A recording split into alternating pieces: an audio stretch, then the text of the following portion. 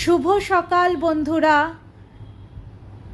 ব্লগটা শুরু করছি ঠাকুর পুজো দিয়ে। ঠাকুর পুজো হয়ে গেছে। আজ বৃহস্পতিবার ছিল, লক্ষ্মীবার, তাই সকালবেলা উঠেই সমস্ত বাসি কাজ সেরে স্নান টান করে পুজোটা দিয়ে দিয়েছি। এইবার একটু ঘরটা গুছিয়ে নিই।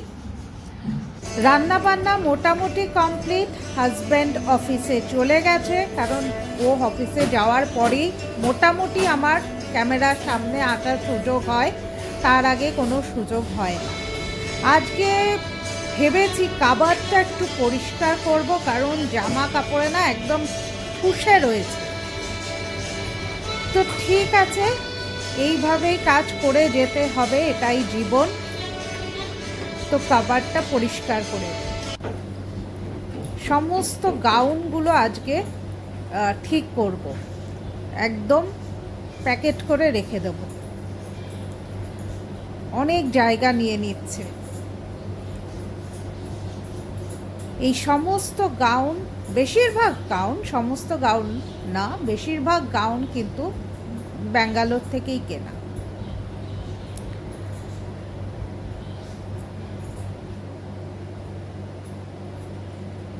সমস্ত গাউনগুলোকে ভাঁজ করে করে রেখে দিই, কারণ এগুলো না আলমারিতে, গাউন তো আর এখন পরছি না, শীতকাল না ছাড়া পরা সম্ভব না, তাই এগুলোকে, এটা আমার খুব পছন্দের একটা গাউন, তো এগুলোকে ভাঁজ করে এখন রেখে দিই। পরে যখন পরবো তখন দেখবো।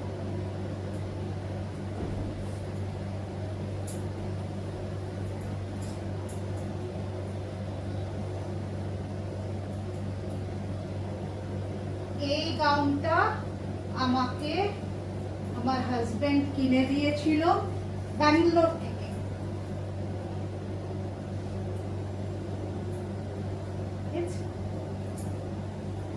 কালারটা খুব লাইট, খুবই লাইট কালার। আমার আবার এত লাইট কালার পছন্দ হয় না, কিন্তু ওর আবার লাইট কালার ভীষণ পছন্দ।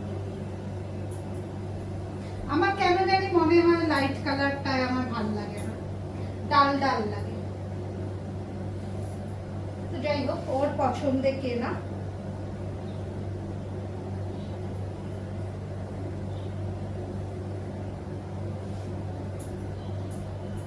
এটাকে একবার ড্রাই ওয়াশও করাতে হবে।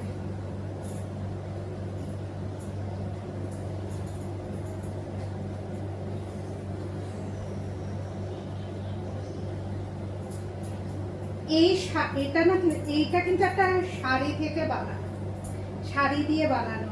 এই শাড়িটা আমার পপা দিয়েছিল। পপা মানে আমার পিসি, আমার একটা মাত্রই পিসি ছিল, তো ছিল বলছি কারণ পিসি আর নেই, তো ও আমাকে এই শাড়িটা দিয়েছিল।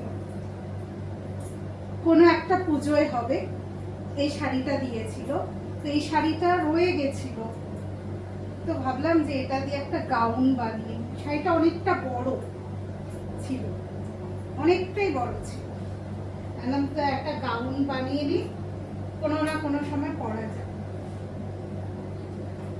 অনেকগুলো গাউন আছে এখানে, যতগুলো দেখছো সব গাউন।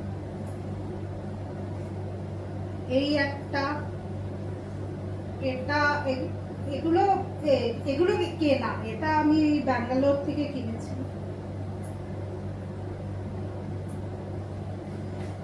আসলে কি বলতো, যেখানে যেটা চল আছে।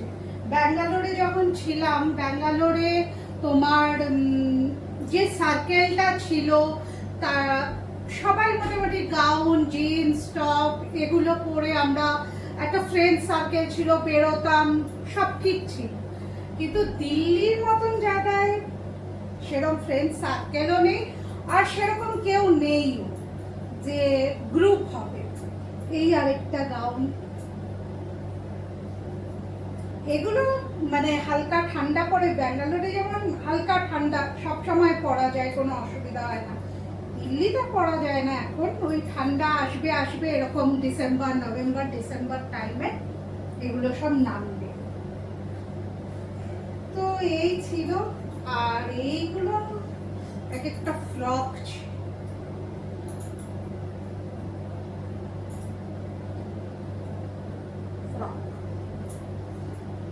তো চলো ফট করে এগুলো গুছিয়ে নিই, ধরেছি যখন একবারে শেষ করে দিই এগুলোকে। এগুলো না ঠিকভাবে একটা ব্যাগে ভরে রাখতে হবে। দাঁড়া,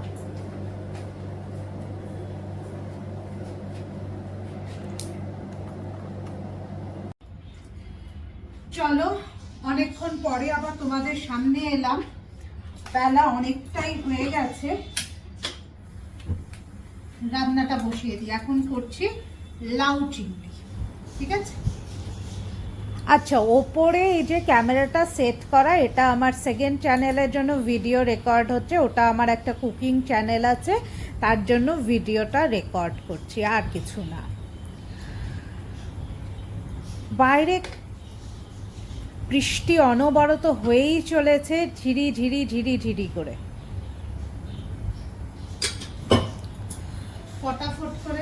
ভালো লাগে না আমার বর্ষাকাল, কোনোভাবেই প্রিয় না। অনেকের বর্ষাকাল খুব প্রিয় হয়, আমার তো একদম ভালো লাগে না। আমার শীতকাল খুব প্রিয়, সব ব্যাপারে ভালো। জামা কাপড় পরে সুখ, বাইরে ঘুরতে গিয়ে সুখ, খাওয়া দাওয়ায় সুখ। তো শীতকালের মতন সত্যি কোনো কাল হয় না, কোনো সিজন হয় না। আমার একদম মানে চোখ বন্ধ করে আমায় যদি কেউ বলে কোনো একটা সিজনকে চুজ করতে, তো অবশ্যই শীতকাল। আর রান্নাঘরে আসতে আজকে অনেকটাই লেট হয়ে গেছে, কারণ কাজের দিদি কাজ টাজ করে গেল। তা তো চিংড়ি মাছটা নিয়ে নিয়েছি, পট পট করতে শুরু করে দিয়েছি।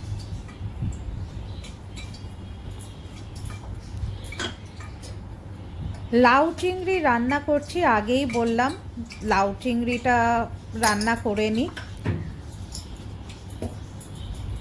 রাত্রেও হয়ে যাবে একবারে।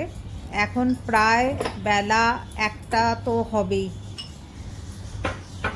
তাড়া নেই, কারণ দুপুরের যা খাবার সেগুলো তৈরিই আছে, কারণ বরের জন্য তো রান্না করতেই হয়েছে সকালে, তো সেগুলো তৈরিই আছে। এখন যেটা করছি রাতের জন্য রেখে দেবো।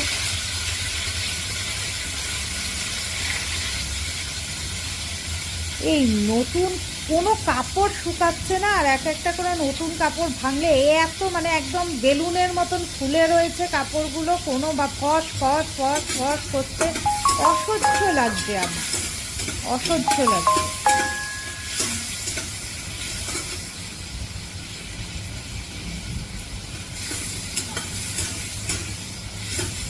লাউ চিংড়ি খেতে ভালোবাসো বা ভালো লাগে, কার কার ভালোবাসো? কি অবস্থা, কথাবার্তা তালতেই করছি। লাউ চিংড়ি কার কার ভালো লাগে? সবার ভালো লাগে নিশ্চয়ই। ভাজা হয়ে নিক, তারপরে লাউ কেটে রেখেই দিয়েছিলাম। এইবার বাকিটা মশলা,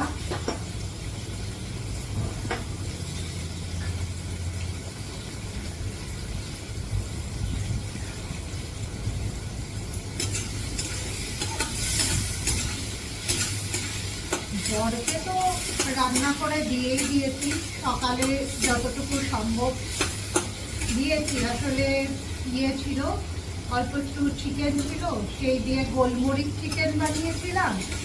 তো গোলমরিচ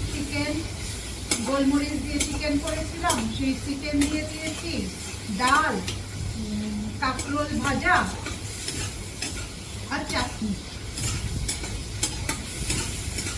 তো এই দিয়ে দিয়েছি ওকে। এইবার বাকি রান্না, এই তো কাজ বলো, রান্না বাটি খেলা।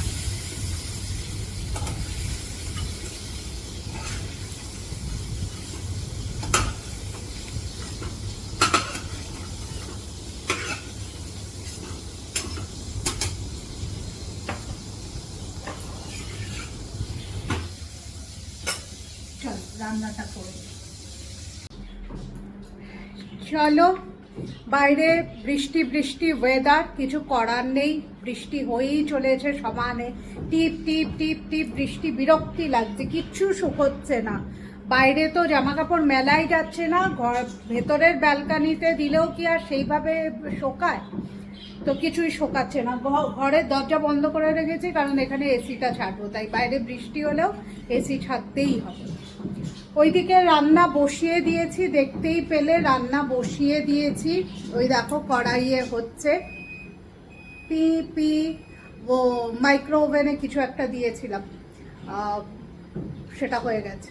তো রান্নাটা হোক, আমি ততক্ষণে একটুখানি খেয়ে নিই। এখন প্রায় 1টা বেজে গেছে, ব্রেকফাস্ট সেরকম কিছু করা হয়নি, মানে করেছি পেট ভরে, তা খিদে খিদে লাগছে, তাই খেয়ে নিই, তারপরে আবার রান্নাঘরে তোমাদের সাথে রান্নাঘরে দেখা হবে। ঠিক আছে? ঠিক রান্নাঘরেই দেখা হলো। এখন কিন্তু প্রায় 7টা বাজে। বিকেলের চা খাওয়া, বাচ্চাদের পড়ানো হয়ে গেছে, আর একটা ব্যাচ পড়ানো আছে, কিন্তু তার মাঝখানে 10 মিনিটের একটা গ্যাপ আছে। তো সেই গ্যাপে ফটাফট আমি মাছটা ম্যারিনেট করে রেখে দিচ্ছি। এটা সুরমাই ফিশ বা কিংফিশ, যে যেটাই বলো, এটাকে ম্যারিনেট করে রেখে দিচ্ছি, রাত্রে ফ্রাই করব। তো এইভাবেই আমি এই মাছটা ম্যারিনেট করে রাখি।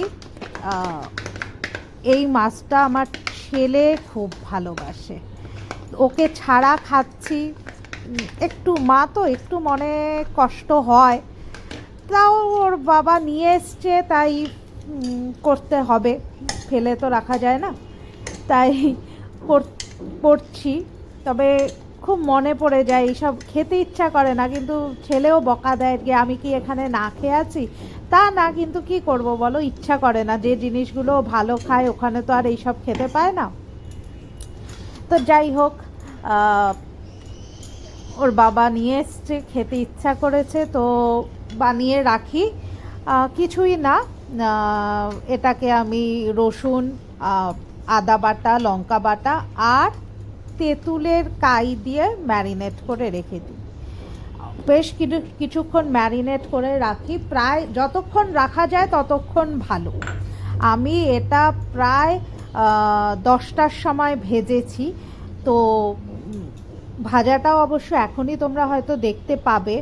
তো 10টার সময় আমি অ্যাড করে দিয়েছি ক্লিপিংটা এখানেই, কারণ আমি এটা আলাদা করে একটা ভিডিও নিয়েছিলাম। তো এটা ম্যারিনেট করে রেখে দিয়েছিলাম 7টা থেকে, আর 10টার সময় আমি ফ্রাই করেছি। তো ততক্ষণে এটা হয়ে গেছে। ভালো লাগে, আমি তো মানে ডিনারে শুধু এটা দিয়েই খেয়েছে।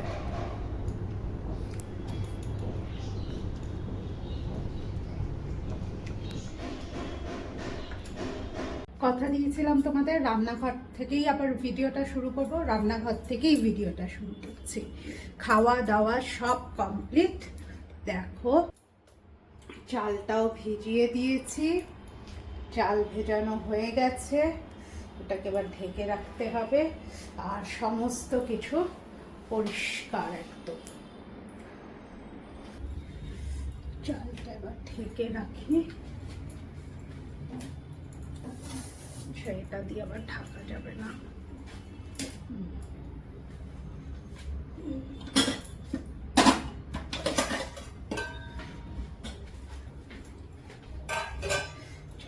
চালটা ঢেকে দিলাম। এইবার রোজকার মতন যা কাজ তা হচ্ছে পাখিদের না, মাছেদের খাবার দাবার। চলো,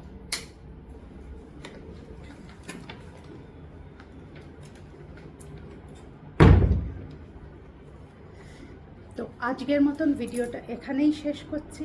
সবাই ভালো থেকো, টাটা।